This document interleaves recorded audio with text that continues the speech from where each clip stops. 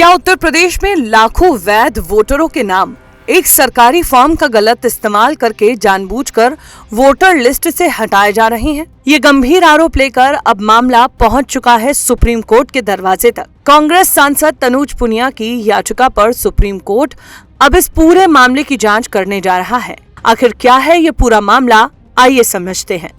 बाराबंकी से कांग्रेस सांसद तनुज पुनिया ने सुप्रीम कोर्ट में एक याचिका दाखिल की है। उनका आरोप है कि उत्तर प्रदेश में चल रहे इलेक्टोरल रूल्स के स्पेशल इंटेंसिव रिवीजन यानी SIR के दौरान फॉर्म 7 का दुरुपयोग किया गया। याचिका के मुताबिक इस फॉर्म का इस्तेमाल करके बड़े पैमाने पर संगठित तरीके से ऐसे वोटरों के नाम काटने की कोशिश की गई जो असल में वोट देने का पूरा हक रखते हैं। ये मामला अब सुप्रीम कोर्ट के सामने विचाराधीन है, यानी अभी तक किसी भी गड़बड़ी को अदालत ने साबित या स्वीकार नहीं किया है। कोर्ट सिर्फ इस याचिका पर सुनवाई करने के लिए तैयार हुआ है। तनुज पुनिया की तरफ से सीनियर एडवोकेट सलमान खुर्शीद और एडवोकेट शारिक अहमद पैरवी कर रहे हैं। अब समझते हैं फॉर्म 7 आखिर होता क्या है। तो फॉर्म 7 एक स्टैट्यूटरी यानी कानूनी रूप से तय किया गया फॉर्म है जिसका इस्तेमाल किसी वोटर का नाम इलेक्टोरल रोल यानी वोटर लिस्ट से हटवाने के लिए किया जाता है। सामान्य तौर पर यह फॉर्म तब भरा जाता है जब कोई वोटर मर चुका हो, वो स्थायी रूप से किसी और जगह शिफ्ट हो गया हो, उसका नाम एक से ज्यादा कई जगह दर्ज हो यानी डुप्लीकेट एंट्री हो, या फिर वो किसी और वजह से वोटर बनने के योग्य न हो। याचिका में कहा गया है कि इस प्रक्रिया का दुरुपयोग कर बल्क में यानी एक साथ बड़ी संख्या में पहले से तैयार किए गए फॉर्म 7 आवेदन जमा कराए गए ताकि ऐसे लोगों के नाम हटाए जा सकें जो असल में लिस्ट में बने रहने के लिए पूरी तरह हकदार थे। याचिका में यह भी दावा किया गया है कि इस तरह की डिलीशन यानी नाम हटाने की कार्रवाई खास तौर पर अल्पसंख्यक समुदायों और सामाजिक आर्थिक रूप से कमजोर वर्गों को निशाना बनाकर की गई है। लेकिन असल सवाल यही है कि वोटर का नाम हटाने का आवेदन दिया गया या नहीं।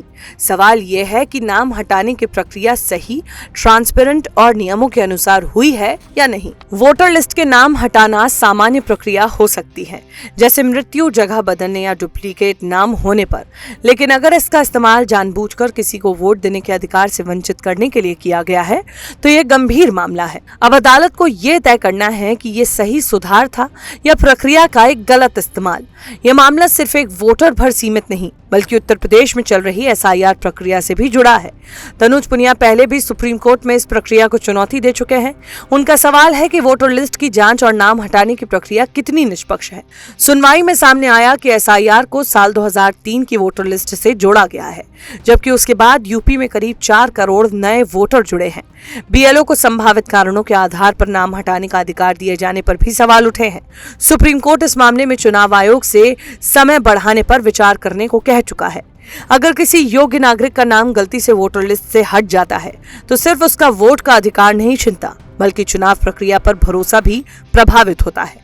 इसीलिए यह मामला सिर्फ कुछ नामों का नहीं बल्कि सुप्रीम कोर्ट का फैसला यह तय कर सकता है कि भविष्य में वोटर लिस्ट से नाम हटाने की प्रक्रिया कितनी ट्रांसपेरेंट होगी और वोटरों को अपना पक्ष रखने का कितना मौका मिलेगा।